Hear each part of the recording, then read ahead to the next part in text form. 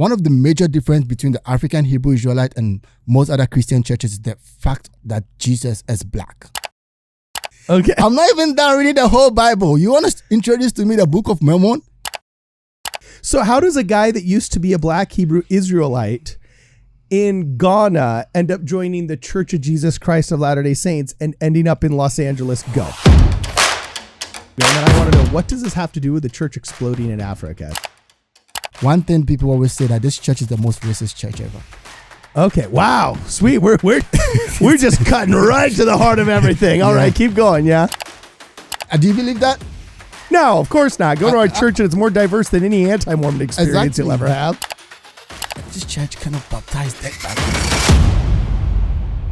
Welcome, ladies and gentlemen, to Midnight Mormons. I am your Midnight Strike Through Mormons. I correct myself. I am your host, Cardin Ellis, and today I'm joined in the studio by none other than Prince Mensah. What's up, Prince? How you doing? You look like a deer caught in the headlights, bro. You know, like, you're not getting drawn in front of the firing squad here, bro. All right, you know. So, anyway, Prince is a bon vivant, a filmmaker, and where are you from again, man? I'm from Ghana, from West Africa. Yeah, and you have been a member of the church how long? For like about 8 months now. All right. Hey. So you're within your first year. Welcome, brother. Yeah. Welcome. Thank you. Do you feel just like totally plugged in to like a big giant family now all of a sudden, or yeah, what? I feel like I easily adjust to them. I mean, good light joins with good light, and I mean, there's a vibe there already with the church. Oh, I'm loving this guy already. All right, you know. So, wow, I didn't realize that you're a recent convert, my man. I knew you were a convert, but I didn't realize you joined the church so recently. You're going to have to tell us your story. In addition to, oh my gosh, your handler gave me some topics here that Jesus' miracles as a child that you've got some theories on, that Jesus was indeed a real black man, and that the Book of Mormon's curses are symbolic. Apparently you were a black Hebrew Israelite before this? That's pretty killer. And some interesting symbolism over the 12 and the 3 gifts given to Jesus Christ. Dude, you've got every topic under the sun, my man. So how does a guy that used to be a black Hebrew Israelite in Ghana end up joining the Church of Jesus Christ of Latter-day Saints and ending up in Los Angeles? Go. Well, I mean, what's your story, man? Hit us up. It's kind of it's been a long journey for me. As a young guy who's like kind of very curious when it comes to religion. I was born into African Hebrew Israelite from birth. Like my mom, my dad, both were African Hebrew Israelite. So I grew up learning much more about the Old Testament. And as a kid, I was exposed much more to the what are those, by the way? I'm sorry to interrupt you, but are the African Hebrew Israelites the same as the black Hebrew Israelites that you get in like downtown New York and things like that, or is that slightly different? Well, I haven't really much experience about the ones in the New York here, but the African Hebrew Israelites, historically, they are from Chicago. They left Chicago all the way to Israel. Okay, cool. Is that this guy? Because I looked it up during the pre-show. Is that this cat right here? No. Nope. Oh, okay, that's the Wikipedia article. Yeah, I mean, we did it totally wrong. No. Yeah, we just pulled up the Wikipedia article and he says it's wrong. No, that's okay. That's fine. The founder for African Hebrew Israelite, it's called Ben Israel. He's late. Okay, cool. And he had people that he migrated from Israel to Chicago during slavery time. And when everything was settled, they moved back to Israel to a place called Dimona, where recently the African Hebrew Israelites are living. Really? Yes. Okay. And most people in Dimona, they live to about 90 plus of years. They live very old, and they believe they are the descendant of Abraham. So to date, people in Dimona wear or dress up without any shoes. They still live like the olden days. Wow, that's cool. So what's the significance of no shoes? I mean, I know you say it's like the olden days, but I mean, they had shoes in the olden days, right? Yeah, they did. But not having shoes, that's a kind of spirituality attached to it. Let's look at Moses. Oh, like just to go barefoot. Yeah. Okay, I see. Let's look at Moses when he had his encounter with God. He took off his shoes. Oh, I see. When the Muslims are going into the mosques, they take off their shoes. So there's kind of that kind of symbolism attached to everything people do of late when it comes to religion. So people don't just do things; they do it based on, though it's related to their forefathers, but they also believe that the ground is they are hanging on is a holy ground. The people of Dimona believe that that ground is a holy ground. It's a promised land that was given to them by Yah. Yah is like the way of calling God. So how'd you get involved with the church? How'd you meet the missionaries? What was the catalyst to baptism, dude? Tell us, man. Yeah, when I was a kid, growing up, I told you I was very curious, and well, I was curious too, and I brought home weird lizards in my pockets. I didn't go get baptized. Your curiosity must be different by mine. So hold on. So I was a curious child, and we lived in the city of Ghana. And so we had missionaries from the US here coming all the way to Ghana to talk about the Church of Jesus Christ of Latter-day Saints. And they always have this uniform of being in white and black. And I was a kid, and normally in Africa, or let's say in Ghana, when we see white people, I mean, they kind of attract your attention. They draw your attention. Mm-hmm. So you are so curious to know who these people are, because as a kid growing up, I don't know who a white person is. Okay. You know, so, I mean, we see these people coming, and I go like, who are these people? They're all in white shirts, black trousers, and on bicycle. Who are they? They're so new. They felt like aliens. Okay. Let's put it that way. So I was curious. So I asked my dad, who are these people? And he said, oh, they're preaching about the white Jesus. And one of the major difference between the African Hebrew Israelite and most other Christian churches is the fact that Jesus is black. Okay. So whenever they see people talk about Jesus, they tell you that they're talking about the white Jesus. It's a different Jesus they believe in. Okay. So my dad will always tell me that those people are teaching about the white Jesus. So don't listen to them. Interesting. Yeah. Okay. But I was so curious. I'm like, I want to know who this white Jesus is. Mind you, I told you we've been reading much more about the Old Testament. And the Old Testament is very difficult to find, unless you're a very deep thinker, it's very difficult for you to find the Jesus factor in the Old Testament. Okay. Though prophecies were made about him, the Old Testament, it's very difficult for you to find it until you're reading deep into it. So I didn't know much more about Jesus Christ. Okay. Interesting. Okay. Now I decided to go learn about him, reading the New Testament. And one day, I chanced on these missionaries, and they introduced to me the Book of Mormon. They told me about Joseph Smith. I was just a kid. And I'm like, I'm expecting to hear about Jesus Christ. You guys are telling me about Joseph Smith. I don't even know who Jesus Christ is yet. And you guys want to talk to me about Joseph Smith? Come on. Okay. I'm not even done reading the whole Bible. You want to introduce to me the Book of Mormon? So that was the thing that was kind of going on in my head. And I was a kid. I wasn't really having that kind of mind, kind of open mind to read more books like that. And so I was kind of vulnerable at that time, and I would always fall short to my dad's word. So I kind of washed away the Book of Mormon. I was like, no, I don't want to read it anymore. I don't want to figure out who Joseph Smith was.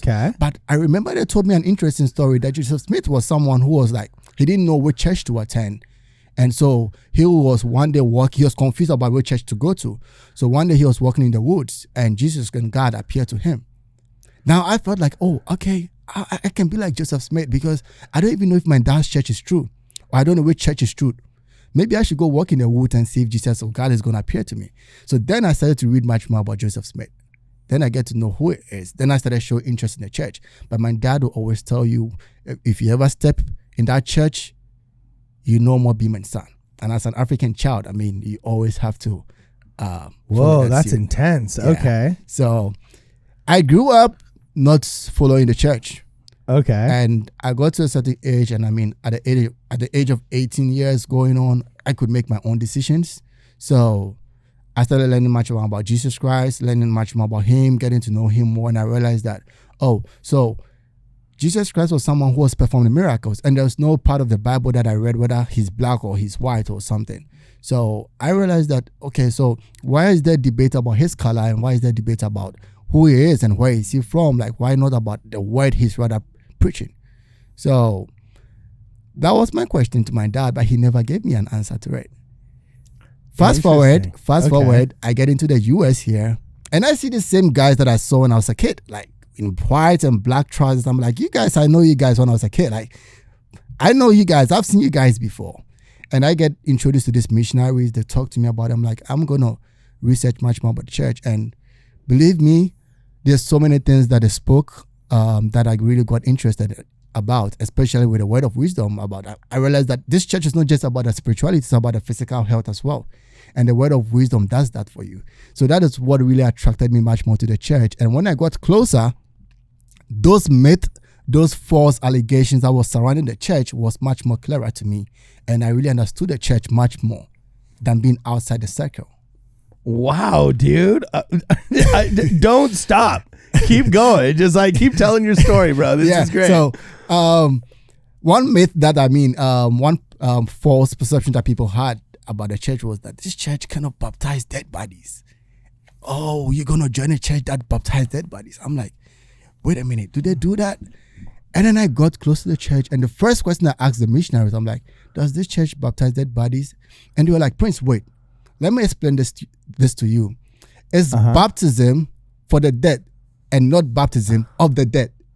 Okay. So you see, English can be very something different. Like, it's for the dead and not of the dead. And let me tell you one thing that most people in the church might not even know. Since I joined this church, there's one thing I've discovered about baptism of the dead. Yeah, hit it. Yeah, and it's coming. Okay. Hold on. You're teasing it, huh? Okay. So there's something called generational curses. Okay. And I don't know for here, but in Africa, we really believe in generational curses. Interesting. And it's even in the Bible. Sometimes when your father or like where it says even under the third generation and so on and so forth. They're going to face it. Yeah, because sometimes I don't know what to think about that. I've never really studied it. I just know that you have to square that with the idea that, okay, the father will not be responsible for the son will not be responsible for the father's sin. But then you also do have these, curses saying, the land will be cursed for thy sake unto the X generation. Thank you. And then there's specific references of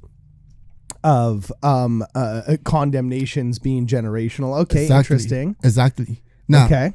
There's always this thing there, like generational curses. And how do we break it? Why do I pay for a punishment that I didn't cause it? Why do I have to pay for it? Okay. But it's a law. There are laws that is governing this world. Okay. You have to face it. Same way if it's a blessing that your father should get, the blessings comes to you. Okay. So why are you running away from the curses then? Okay. So now when I go to understand generational curses, I said to myself that, okay, now if there's generational curses and it comes from the theory that if your father does something wrong, okay, it's a generational thing that the curse that is going to go upon him is going to go upon his son, your son's son. Okay. Until that chain is broken. Okay. Now, how do we break that chain? I don't know. You will never know. Okay. Yeah. Hold on. It's not my job. You're the one explaining things here, bro. So, baptism of the dead actually is one tool, or the perfect tool that is used to break these generational curses. That is what I got to understand. Okay. So I tried to explain that to the missionaries that, have you guys realized that this baptism of the dead can be used to break generational curses? And now see, this is how it works. Baptism of the dead is an offer given to the dead, like baptizing them from their sins. And this offer is given to them for them to accept it. It's not like compulsion, like, hey, we are forgiving your sins. No. Or, hey, we are baptizing you. No. It's baptism of the dead. So like a son or any relative can stand in for you to be baptized. Okay. Now, when this baptism is done for the living person on behalf of the dead person, the dead person stands to what? Either accept the offering or not. Yes. Now, when he accepts it, it means that his sins has been what? Forgiven. Forgiven. Yes. Okay. He is a new soul. Now, if his sins has been forgiven, where does curses come from? It's not sin. Okay, I think I'm following you. Okay, keep going. Curses come from sin. So therefore, if his sins are forgiven, his curses are being what? Broken. Okay, rock on. Okay. And so you, the son who stood in for your father to be baptized, has been the person standing in to break that generational curses. Oh, so you kind of become like a Messianic figure. Exactly. Okay, interesting. Exactly. I've never seen somebody approach it from that perspective. But okay, I dig. I see where you're going. Okay. Yeah. So the church does so many things that is very unique. But then if you look at it from a different perspective, or you sit outside the circle, you'll be so quick to judge and think the church is doing something different. Okay. One thing you don't know is that the word saint, when people from Africa hear the word saint, some people think it's an occultic thing. An aquatic thing? Yeah. Okay, why? Hit it. Because people say, oh, you're calling saints. Oh, you're calling saints. And they believe saints is like occult thing, like kind of like ritual thing and stuff. So when they hear the Jesus Christ of Latter-day Saints, they think that the saints that is attached to the church is some kind of occultic thing, which is being branded with the word Jesus Christ. Oh, interesting. Okay, rock on. So I think there's so many things that is yet to be discovered about this church. And if you get closer to the church before you get to know. One thing people always say that this church is the most racist church ever. Okay. Wow. Sweet. We're just cutting right to the heart of everything. All right. Keep going. Yeah. Do you believe that? No, of course not. Go to our church and it's more diverse than any anti-Mormon experience you'll ever have. Exactly. Because I feel it's so because of where it originated from. North America? Exactly. So you're going to have a lot of white folks in the church as compared to blacks. Okay. That comes back to the theory of, does religion, was it meant to unite people or to divide people? Unite people. To unite people. But have you realized religion has rather divided more people? Okay. Now, the colors we're talking about right here, black, white people, and so it's not God's church or it's not God. Then it comes to the fact that, does the skin again matter of what you believe in? Does God look at say, hey, because this person is black, he's going to go to hell or he's going to go to heaven, or because this person is white, he's a sinner? There is no part of the Bible that decides on that. Yeah, the only references to color in the in the Bible, and also by using the same idioms was the word I was looking for. Yeah. In the Book of Mormon, there were terms of speech that were used to delineate your spirituality. Like if darkness had come upon you, it was the same as saying like the blackness of death or the darkness of slumber, and slumber was demonstrative of some kind of separation from the divine. Yeah. It wasn't in 1960s Jim Crow racial terms or in 2014 CRT critical race theory racial terminologies. It was purely symbolic of somebody's spiritual status in a spiritual book. Exactly. Okay. But does that got to do with a physical being? No. It has got to do with spirituality. Okay, cool. That's what I'm saying. That if the physicality, even God says, I'm spirit. So if you want to worship me, you're worshiping me what? In truth and in spirit. Okay. So white or black is just a physical thing we do see that creates a difference with us. That's our identity. But it doesn't determine your religion. All right. So when people try to attach race to religion and say this church is racist or this church is that or this church is that, then it comes out to the question of like, he being racist or he is the church being majority of white people, how does it affect the word of God? It doesn't, because it shouldn't. Bum, bum, bum. Back again to our discussion of my dad understanding of Jesus being white or Jesus being black. Wow.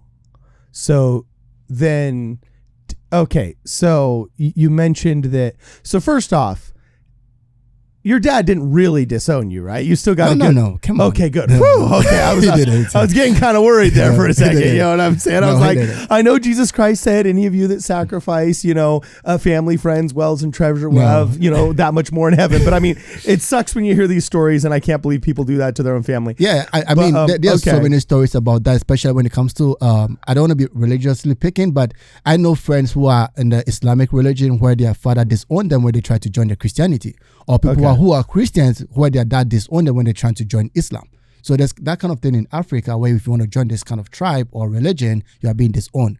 And it wasn't my situation. My dad understood me and gave me the right or the freedom to join which church I want to join. Okay, seems like a good guy. So finish describing what you're describing, and then I want to know, what does this have to do with the church exploding in Africa? Because we always hear about these stats and the insane success there, and you seem like a super nice guy, and you got a giant smile, and you're a filmmaker. You got a cool vibe. We need more smiley filmmakers here in Los Angeles. You know what I'm saying? Like, what? Just keep going. I don't dare interrupt further because you're on a roll, my man. Sure. Yeah. So coming back to the color thing, I just want us to settle on the fact that Jesus is black or white, or God is black or white. I wish we could settle that matter today. I don't know your perspective. What do you think? Jesus Christ, white or black? Well, don't we know that he was a Jewish rabbi? So he was probably a lot like all the people surrounding him. I mean, the book of Isaiah says that he had no likeness or comeliness that people may want to look upon him. So we know that, for example, he was an average and passable man. He wasn't a charismatic leader due to some kind of overwhelming Brad Pitt charisma, right? And I mean, we got a decent idea from the archaeological record of what ancient Semitic Jews look like in 0 AD, right? So I've seen some goofy looking facial reconstructions that I'm a little bit dubious of. And I've seen some, overly zealous paintings and statues that make him look a little bit too much like a Greek god. I'm sure it's probably somewhere in the middle, right? I mean, it's good you know all this history, but I say that it doesn't matter. I don't want to wake up and go and look out for all who Jesus looks like, who he was rabbi of Jews. The only thing the Bible makes us understand that Jesus was the Son of God. So I failed your trick question. You failed. You failed because I'm just watching you talk all this history about Jesus Christ look like this and that. But sir, today I'm asking you. There are people who know all this history, but still don't even know the miracles Jesus Christ did. Still doesn't even know the path Jesus Christ has chosen. Okay. And he said, I'm the way, the truth, and the light. Nobody gets to the Father except through me. He didn't say I'm black. Nobody gets to the Father except being black. He didn't say I'm white. Nobody gets to the Father except being white. Did this put you at odds with a lot of people in the African Hebrew Israelites when you were back home? Or was this kind of like, fine, whatever, we're over it? Well, one interesting thing you get to know is that it's my perspective. And if you have conflict with me about that, it's in you. Personally, I don't hold people responsible when they make certain decisions. I don't hold them responsible. I hold the society responsible. People don't have grudges with me when it comes to my choice in terms of religion or how I see Jesus Christ. Because I don't tell you he's white. I don't tell you he's black. So what are you going to fight me for? For saying he's white or black? I don't know. I say he's neutral to everybody. Okay, cool. So if you are standing for he being black, I don't stand for anything. So you can't fight me for anything. Cool. Yeah. So back to the Jesus Christ thing. My whole thing is that if we put away color, country, ethnicity, or whatever it is, and we focus on the word, it's really going to help us because we have put away the most important thing and we are rather deviating to what we are not supposed to be discussing today. Cool. Let's do it. The fact that we start to talk about the color of Jesus Christ means that we don't even know who he is. The fact that we start to talk about Jesus Christ, where he's coming from, he's the king of the Jews, means that we don't even know who he is. He is the king of the world. Yeah. And not just the Jews. Okay. He came for everybody and not just blacks or whites. Cool. Now, let me bring this analogy inside. Let's say your dad, passed away. Okay. Okay. And your son never met your dad. Okay. But your dad told you that whenever you wake up in the morning, make sure to drink water because it's good. Okay, cool. I hope you're getting the analogy. Sure. And then you bring up these two kids and they go like, Daddy, why are you drinking water in the morning? You say, my dad said I should drink it. And they go like, what's the color of your dad? And you say, he's blue. Now, these two kids begin to argue, no, Daddy was brown. The other kid says, Daddy was blue. Yet they are not drinking the water. They are not following your footsteps. Now, that argument they are having, how are you going to feel about that? Arakan, I'm getting it. So you get what I mean? They're missing the point. They are missing the point. Okay. They are getting things wrong. If we put away all the books and histories, I've seen so many books trying to convince people that Jesus is black. What about we write books convincing people that the number of miracles Jesus performed?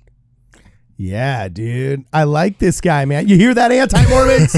Do you hear that? So basically, I think we should just try and then focus on that aspect. And when we're able to do that, it's going to resonate to everybody. We're going to forget about who is sitting next to us in church. Or the person that's sitting next to me is black. Or he's a sinner. or when he touches me, I'm going to feel dirty. His skin does not matter. It's the soul. Yeah. Is he white inside or is he black inside? All right. I'm digging, man. And that's, of course, being symbolic and demonstrative of the cleanliness of spirit in the presence of God. Yeah. Exactly. Wow. Cool, man. Sweet. Well, I just kind of feel like boom shakalaka. We just had a fireside here by Prince Mensah. By the way, Mensah. Yeah. Like, is that a common Ghanaian name, dude? Oh, you're the first person to ask me about this name. Really? And you're going to be amazed about what I'm going to tell you about this name. Okay, tell me. Tell me. The name Mensah. Okay. Because I only have one other friend who has Mensah in his name, and he's Ghanaian. Oh, really? Yeah. So anybody with the name Mensah, okay, it's because he's the third son, the third male son. Oh, he's the third middle son? Male. He's the third male. Like the boy. Male son. Yeah, okay, like cool. the third boy. Okay, rock on. So okay, if the family has the first boy, second boy, the third boy will be named Mensah. Oh, rock on. And that shows strength. All right, so you're saying Kweku's dad is fertile? Yeah, he's third. Yeah. Yeah, rock on. He's number 3. Okay, yeah. Wow, rock on.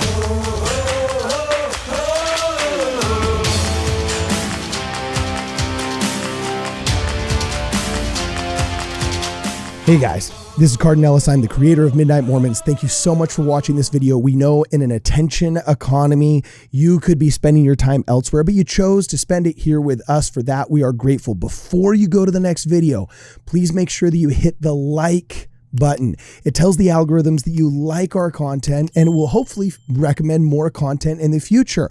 Also, if you can, subscribe to our channel. It's a great way to be alerted of more content we make. And if you press that bell icon next to the subscribe button, you'll be alerted on every video we make. We put a lot of hard work into these and we want you to see all of our videos, so please subscribe. Also, if you would like to contribute, if you're feeling generous, please consider a contribution to the channel through Venmo. We also have contributions that you can give us through PayPal. There will be links in the description of this video to both of those platforms. If you're a giving person that prefers working through Amazon, we also have an Amazon wish list. Much of the equipment that you see in our studio was purchased through Amazon, and we're grateful if you could contribute that way. Also, somewhere around like here, I'd say, and somewhere around like right here is going to be a recommendation for more of our content that you might like. So please click on another video and we'll see you there. Either way, we're glad to have you here. Thanks for hanging out with us.